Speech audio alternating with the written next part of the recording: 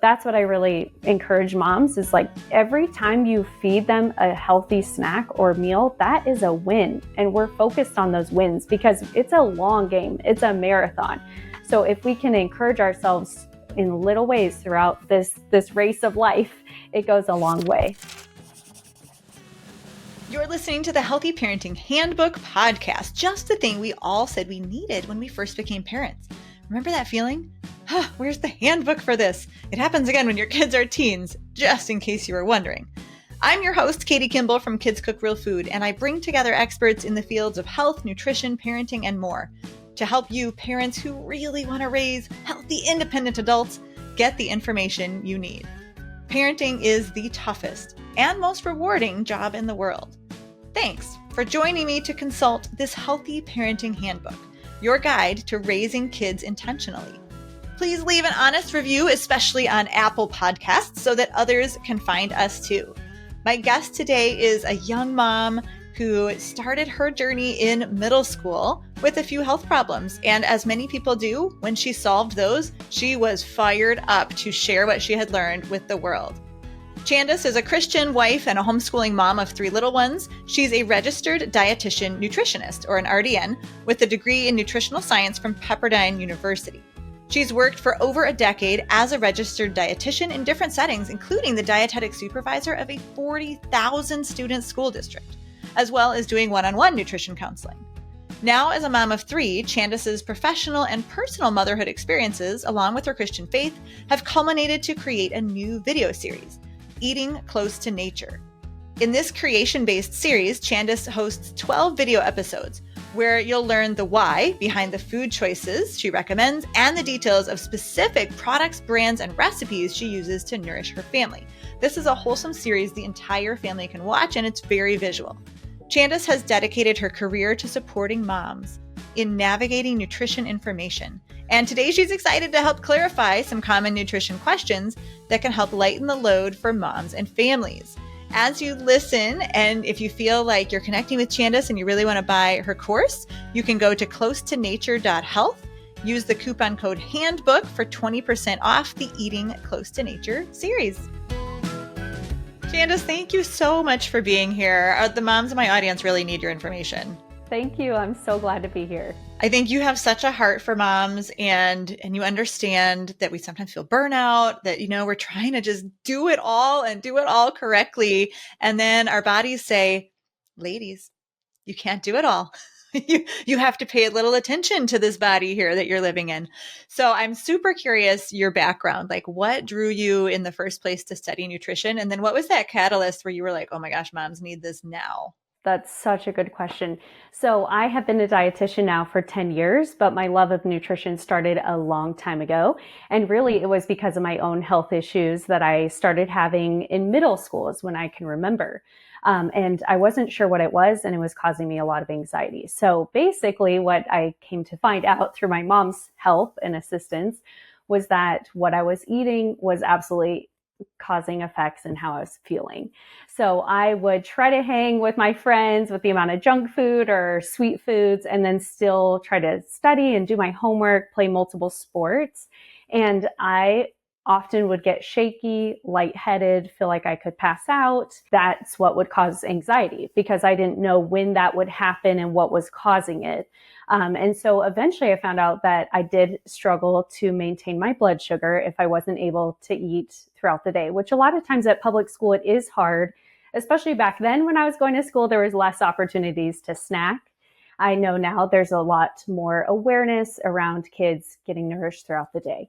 But at the time, that was a big struggle for me. So I had to quickly figure out what makes my body feel good when I eat, how often do I need to eat to maintain my energy. And so starting in middle school, that's when the journey kicked off. And then a really fun thing about my childhood, I grew up on a farm. And so I got to grow some of our own food. And then I would hunt and fish with my dad. And so just seeing where my food came from was really a cool part of my process. And both my parents worked. They had small businesses. And when I got my driver's license, my mom wrote out a blank check for me, sent me to the local grocery store and said, can you please do our family grocery shopping? So she knew that I was passionate about food at that point. But at age 16, I would start perusing the aisles. And sometimes I would take 2 hours because I was just reading labels, just really enjoying looking at products, like what is in this and how would I cook this for my family. And family being my parents and siblings, because a lot of times my parents didn't get home until late. So I got to do our family grocery shopping and became a teenage grocery expert. I knew the staff at our local grocery store and they knew me. And then I would come home and it started with assembling like a spaghetti from a canned sauce and meat and pasta. And then I would try to make some Mexican dishes, quesadillas. And so I became an experimenter with cooking out of necessity because there wasn't a lot of times anyone home to feed us. So, and I was the youngest of my 3 siblings, but I cared a lot about nutrition. So I was the one that did that. So anyways, long story short, I carried that passion with me into college. What was cool is I didn't realize that I could excel in science and these difficult classes. So I took organic chemistry, biochemistry, molecular science. And because I cared so much about helping people with nutrition, it really fueled me to graduate at the top of my class, the top student in science. And I wanted to absorb everything I could, be a sponge in college and in learning so I could pass on that information to the moms around me and the families around me. So that's really my health journey to cooking and grocery shopping and then into college. I have interviewed a lot of people and just spoken with a lot of people in real life, and I've never heard of a 16-year-old completely taking over the grocery shopping. I can't believe your mom didn't give you a list at all. She would probably mention, like, don't forget we need toilet paper, but she was very busy. So she trusted me to do it because she had taught me a lot about nutrition. She had her own health issues to work through.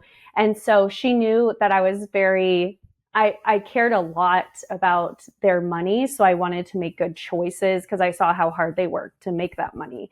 And so I was very careful to look for a deal. My dad taught me early on how to do the math at grocery stores to compare like cost per ounce. And so that's what I would go around and do, which is probably why it took me 2 hours. I was trying to get the best deal and also check the coupons and whatnot. So yeah, but it was so fun for me. And I think it was a break from my difficult classes I took and sports. It was just a time to go in the grocery store, just push the cart around and find new things. Fascinating. And you didn't have a smartphone, probably. Nope. Or maybe you're younger than I think, but yeah. So you're like just doing the actual math. Yeah. Incredible. So what pulls you to really speak to moms? Well, I saw with my own mom and my relationship with her, I value her so much as a person, and she took such great care of me. Both my parents have. I noticed that when I didn't eat well, it affected everything. So my mood was affected. All of a sudden I was like frustrated with my family if my blood sugar was too low or too high. So I would feel more angry, more frustrated, and that's not the relationship I wanted to have with my parents in my teenage years. Also, knowing that attachment is very important. So seeing that as a teenager, that could have really affected me had we not figured out what was causing some of those health challenges. That could have affected my relationships, how I did in school, so many aspects in my life. And so that's where I really want to help moms out because I know you already have so much on your plate. And also the roles in motherhood are so cyclical, which as achievers, it can really mess with your mind when you are doing the same tasks over and over. So like cooking, and then it's messy, and then we're cleaning up and we're cooking again. And so any aspects when you have more selective eaters, when there's other issues in there, I know that can really cause a lot of burnout for moms. So that's where my passion to equip moms. We're already in the thick of doing a lot of different tasks, and food comes up constantly throughout the day. So that's where I wanted to make a really clear series to help moms. You can be watched in your own time and equip you to do the tasks that you're set out to do. You can feed your family very well, and you're ready to learn this information. And many moms generally put ourselves last, which sometimes is fine, but when it means we're not eating well or we're not eating enough, then it ends up hurting, like you said, our ability to serve our families. And Chandis, you have this wonderful course, like you said, that people can watch at home. And it's a Christian-based course because that's important to you. But what I love about the conversation we'll have today is that anyone of any faith is going to be able to take information with them for sure and learn some stuff. I mean, I can't wait to get into blood sugar because you've talked about it a couple times already. And I'm so curious to know if like your 8th grade self used the words blood sugar or if that's your dietitian self, like rewording what your 8th grade self was learning and experiencing. So let's start there because I think the hanger and the frustration and not being able to, interact with the people we love most in the best possible way is a really big deal for moms. So what happens to unbalanced blood sugar? Like, what does that look like? And then what can we do to fix it? Yeah, that's such a great question. So when you asked about the 8th grade blood sugar, it started with my friends helping me out and they'd say, "Oh, you're allergic to sugar." And so that was how the topic started. And then I checked with my mom, like, "Am I allergic to sugar? I don't think that's what you've told me." And she described it's low blood sugar and high blood sugar, and you get hypoglycemic very easily. And so she did describe the terminology for me, which was very helpful. So I did figure that out early on. Yes, so blood sugar is a very, very important part of anchoring our day. So the 2 truths that I talk about a lot, the first being that when we eat close to nature, which I know you're passionate about that as well, when we eat close to nature, the foods we can find in nature, we benefit tremendously from that. We are already eliminating a lot of artificial ingredients when we are looking for foods that we can recognize the names, they can be found somewhere in nature. And then the second truth being balancing our blood sugar is so important. So we could say eat close to nature. And then if your child only ate fruit for the next 2 years, they would likely experience some mood, behavioral imbalance issues. Those 2 truths always team up together. We are eating close to nature and balancing our blood sugar is our goal throughout the day.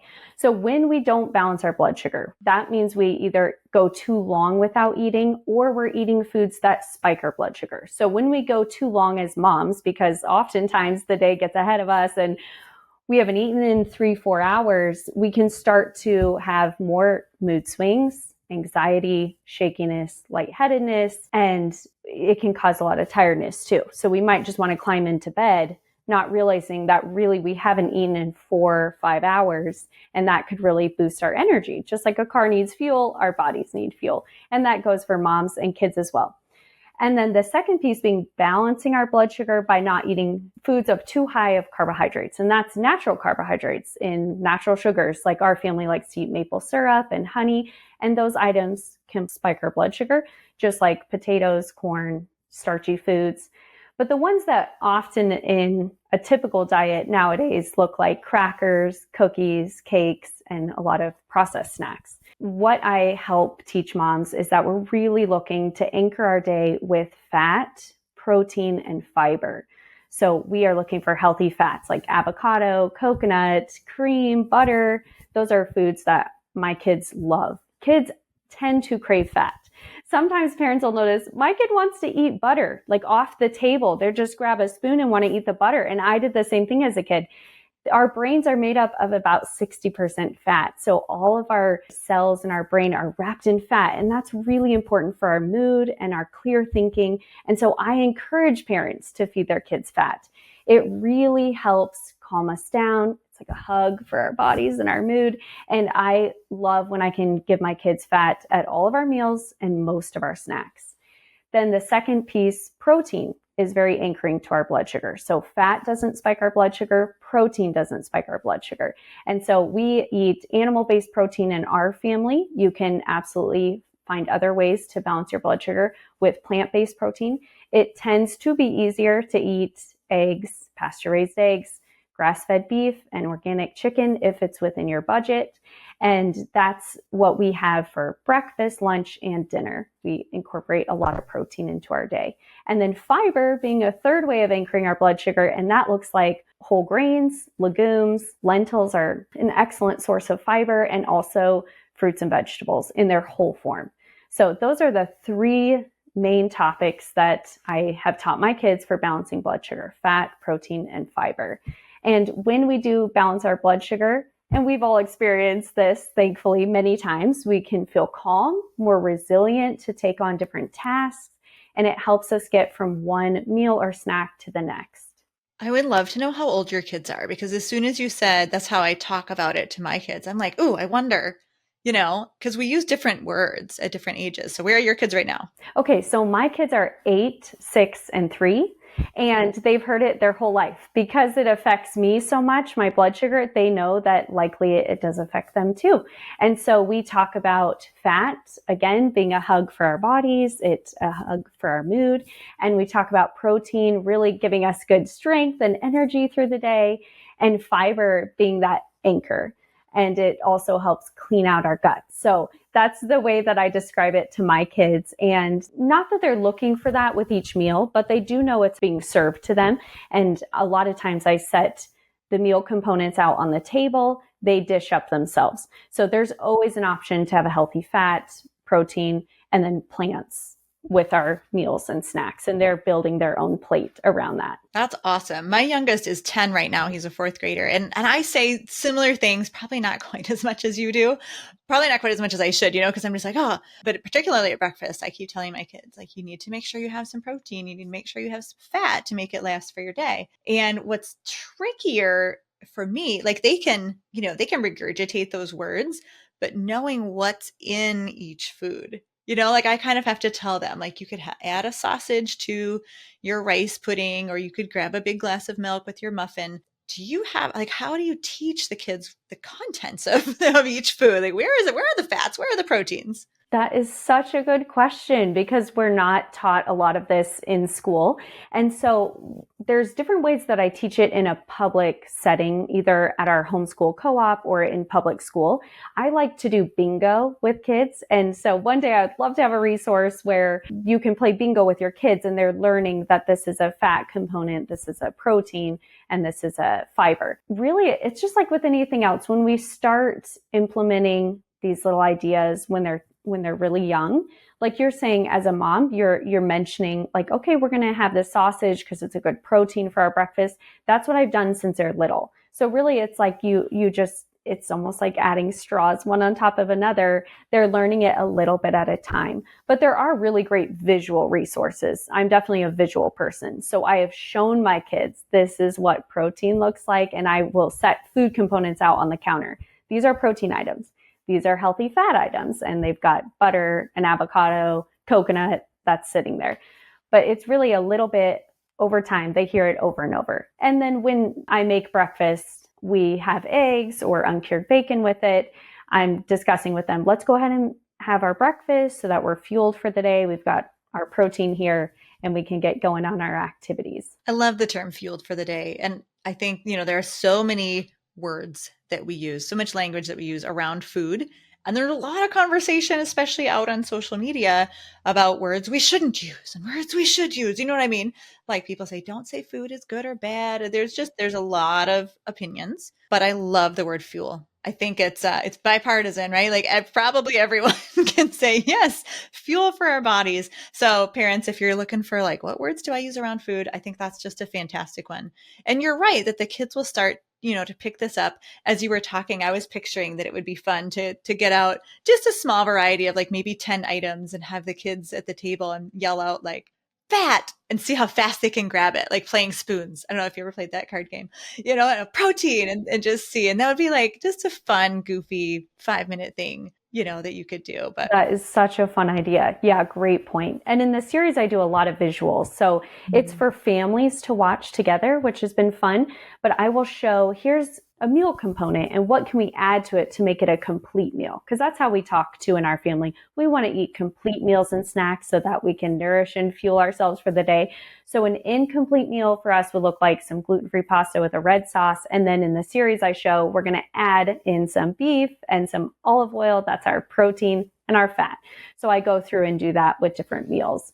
And that definitely the visual with the hearing it over and over can be helpful. That's what I loved actually previewing your series, is that you had so much food out. And as someone who's made videos, I thought, this looks simple, but that took a long time to just gather all that. It's like reverse grocery shopping. Like everything comes out of the cupboard and onto the counter. But it was really neat to see like certain brands where I thought, oh yeah, I shop for those too. And other brands I thought, I've never heard of this one.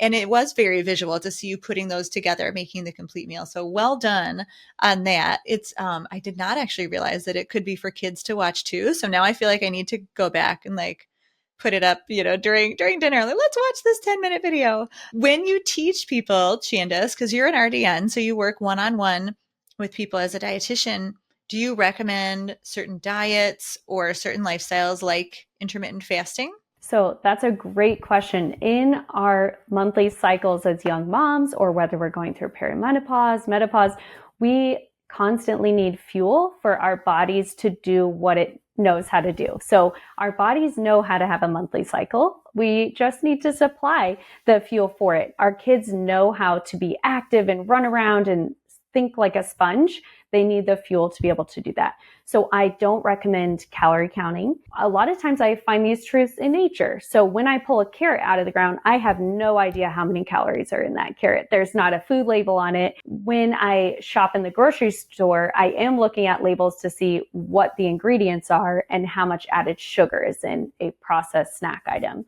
But I don't recommend counting calories. And I explain that in the series because calories do not digest the same across the board. So if I show a chicken breast next to a cup of soda, as I do in the series, the calories in the soda are oftentimes less than whole foods. So whether that would be an avocado or chicken, there's going to be more calories in the avocado or chicken than in the soda. So that can be very confusing to go off of calories because we're focused on a number instead of making the most natural choice.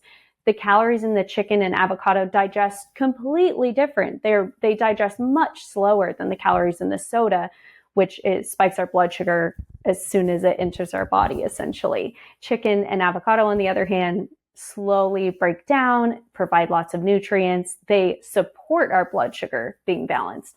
So that's why I don't focus on calories. And in fact, a lot of times moms need to eat more food throughout the day.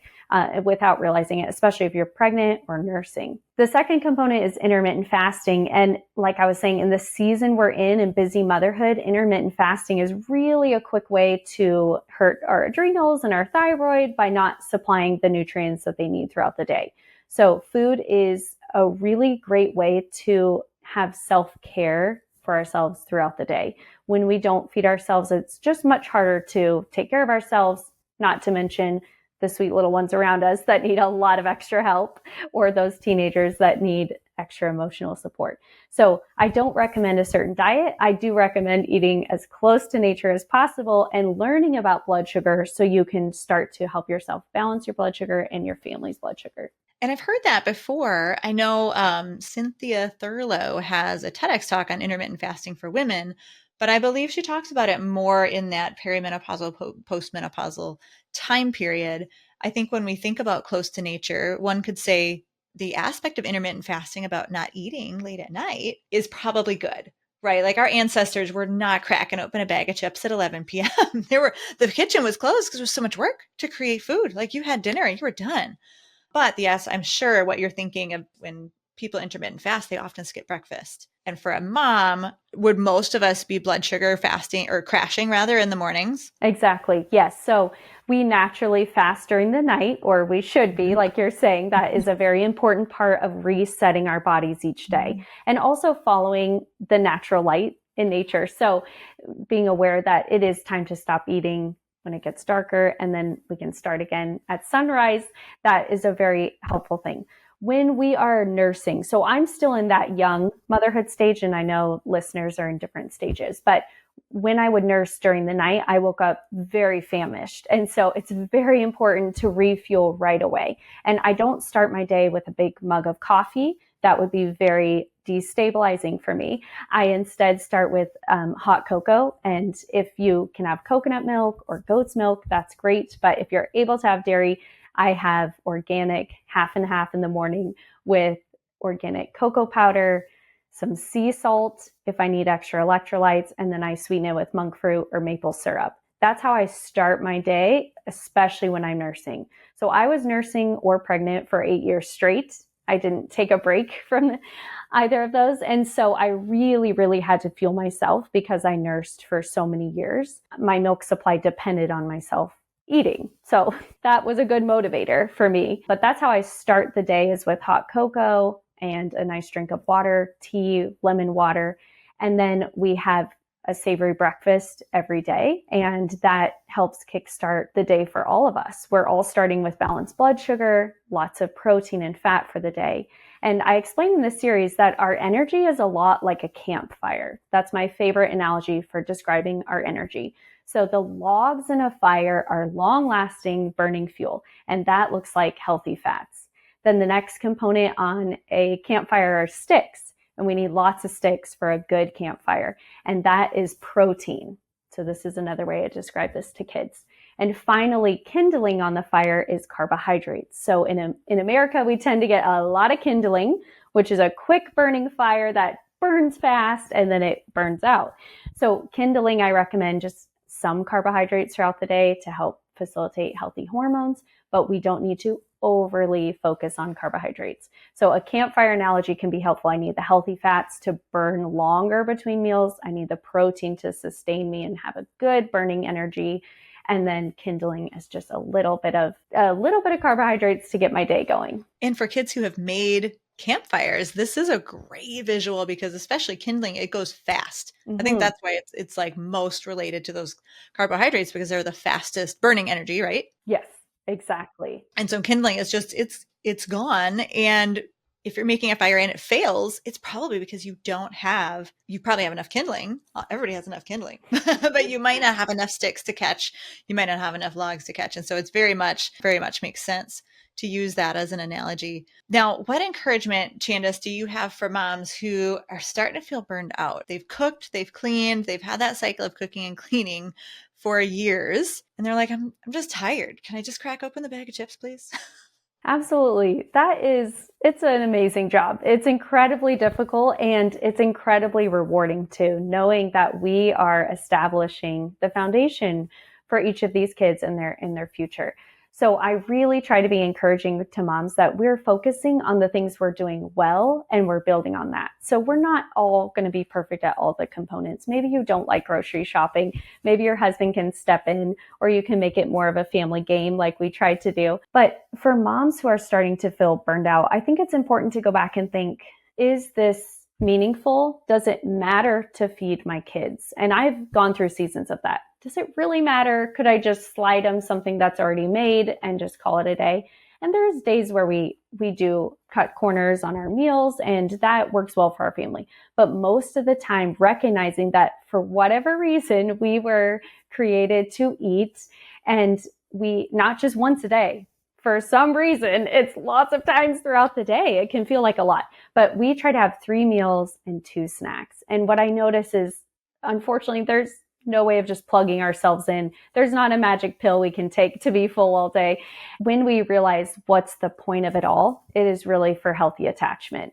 So when we're able to sit back down with our kids, we bring them around the table, or if you're packing and sending your child to school with a lunch and they've got a little note from you, it's such a sweet way to reconnect with them during the day.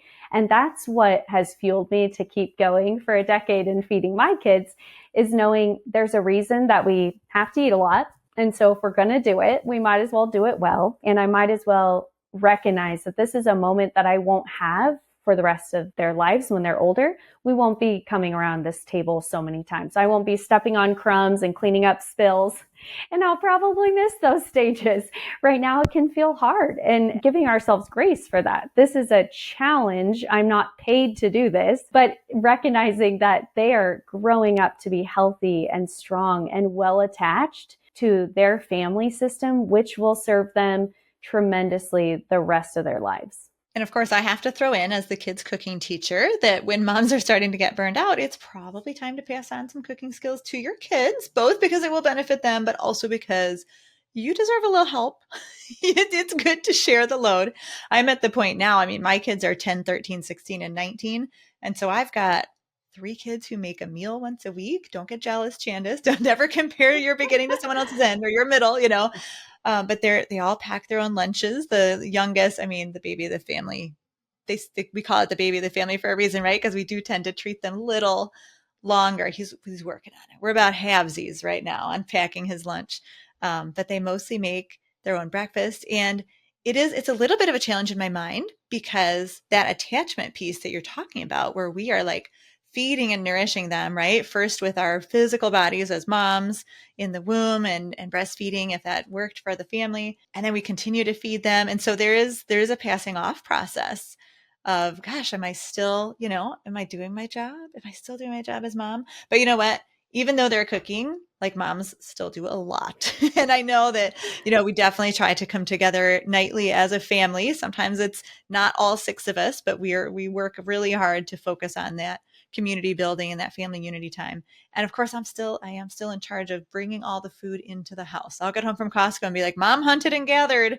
Y'all need to come out to the van and bring in stuff. Because Costco is like a significant event. People, every time I go to Costco, Chandis, they will ask me, are you throwing a party? Or like, how long did you drive to get here? Because they think I only shop every 3 months, maybe, or 6 months. I shop every month at Costco. It's just a lot. So anyway, sharing the load can be lovely. Making sure that as you do sort of transition away from feeding them, that you're still eating together. It's still like a communion and an offering of love. But grocery shopping is a thing. You took it over when you were 16. I have not yet passed that to anyone in my household. How do you keep grocery shopping sane? Says the lady who goes to Costco and gets comments, That's such a good question. So I have quite a few grocery tips for moms, especially in this series. But first things first, knowing, especially if you're still having your monthly cycle, it's important to know that 2 weeks out of the month, we can feel really energized, motivated. Let me go find new products and make recipes for my family. And we have 2 weeks out of the month where we feel more introverted. I just want to be thoughtful, isolated a little bit more, and take time for myself.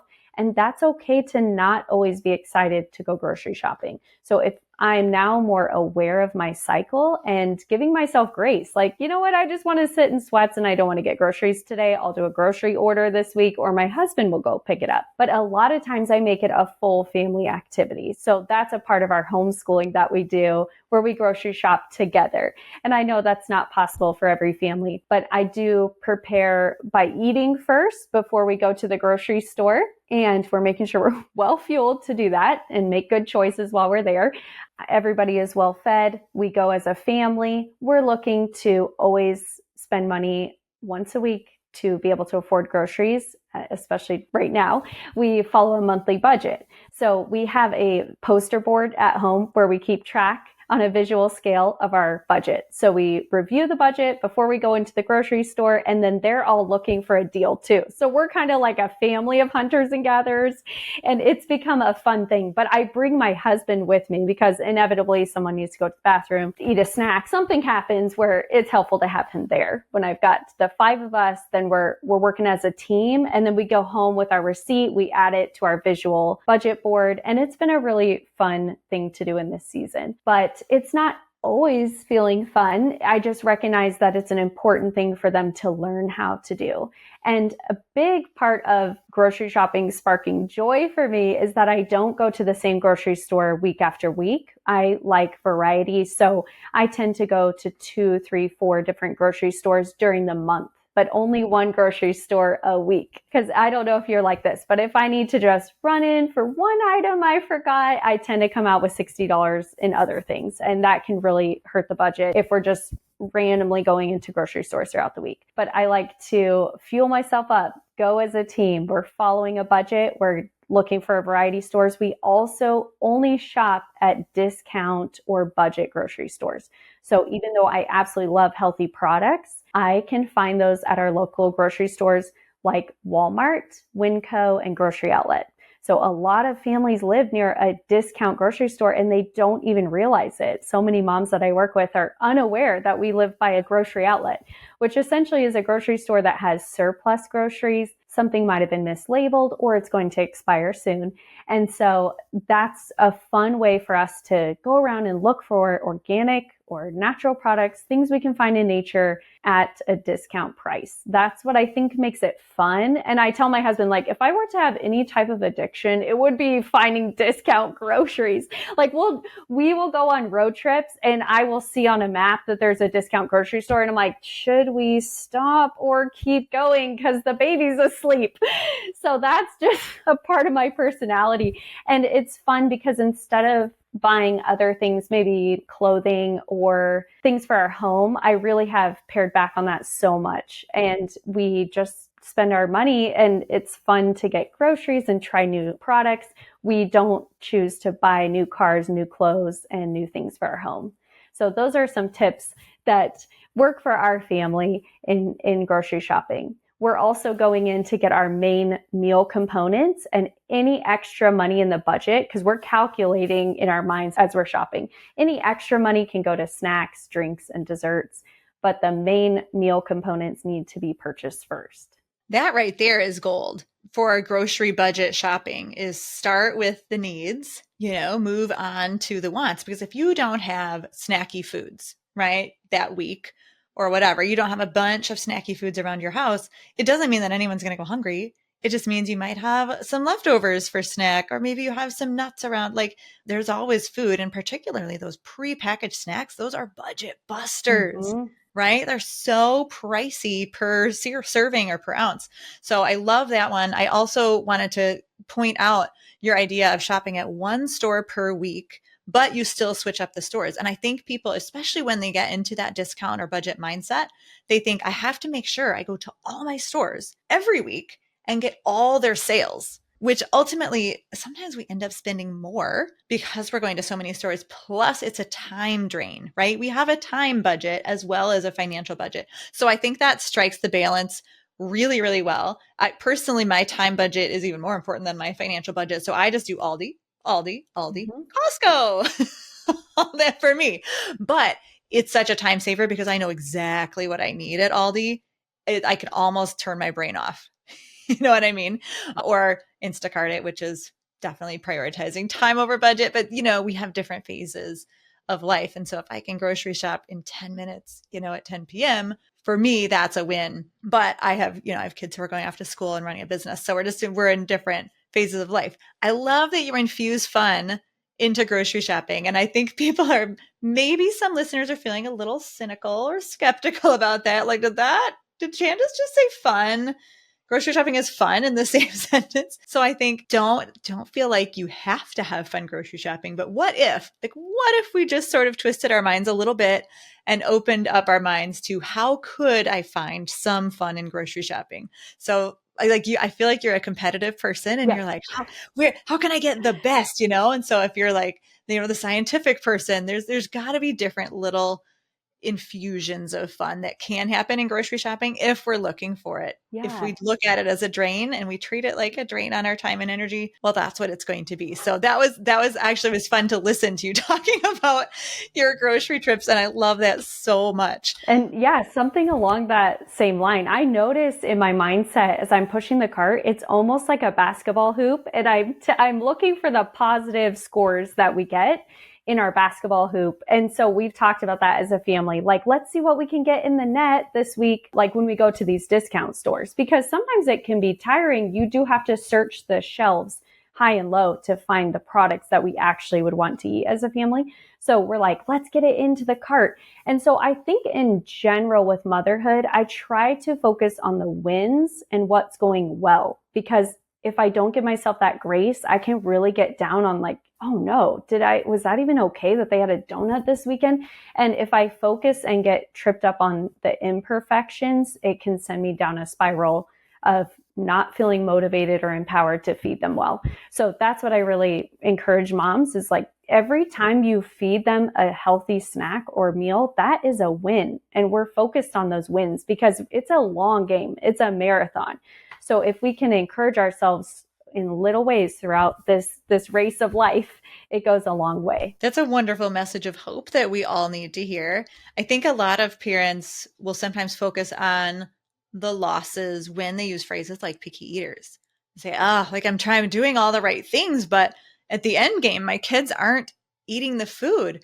So, do you have any parenting strategies to make sure that your children are accepting what you want to give them, accepting that fuel? Absolutely. Yeah, you and I are so much on the same page with a lot of this because we have a learning stool in our kitchen. So I bring my toddlers right up to me. They climb up and they get to watch what I'm making. I love when they help me sprinkle on the sea salt. They're adding the spices. And from a very young age, so we're going to go back to during pregnancy, when we eat a variety during pregnancy, we're exposing the baby to different protein types, different foods. Then when my babies are nursing, I'm eating a variety of food, spicy, all different seasonings, and the breast milk changes based on what we're having. So I'm exposing them from the very beginning to variety. Then when they're little, I did baby led weaning, and I don't know if that was around with your kids, but they sat in their high chairs right next to us. We're all sitting at the same level table and their high chairs pulled up right next to us. We're eating at the same time.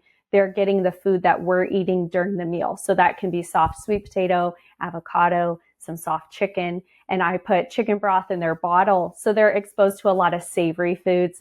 They can have hummus, they can have guacamole, taco bowls, all on their tray. So I wanted to feed them spicy foods, curries, all different things at a very young age. And even if they just poked around and played with it, that was a win for me. And you know that too. They had to see it visually to be okay with it in the future. So even though it would get messy, and I know I'm around some moms that are like, I'll just give them a pouch so it's not messy. I just consider this as a learning time for them. This is meaningful work that I'm doing. I am mopping up the floor again, but they got to see today Greek yogurt, wild blueberries, and hummus or whatever it might be. And so that I just would see it like this will help them one day in the future. And I had the foresight to do that because when I work with clients and I saw that they got pinned into a corner, they felt from their kid only wanting one food, I took that information and with my own kids just tried to swing it the other way. Like, we're going to expose you to a lot of foods and it's going to be in front of you at all times and you can choose what's on it.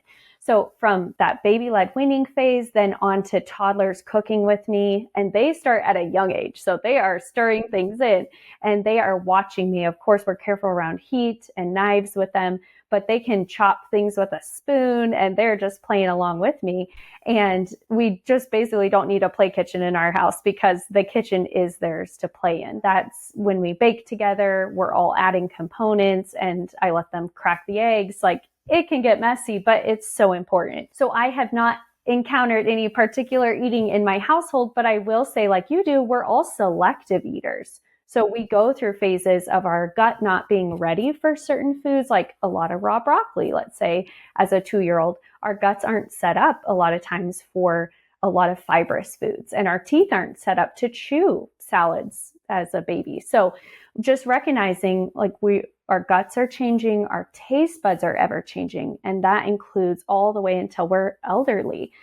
We're just having grace that we don't like raw tomato today. That could change next week. Let's see what we think, and letting the kids see it, smell it. That's my big thing. Let's see it and smell it, and then you can decide whether or not you want to try it, because scent of food can be so helpful. So when I teach kids, I teach at our homeschool co-op and I teach nutrition. And I love when I have kids that are labeled picky eaters. I love it because I can't wait to see what their moms say by the end of our classes.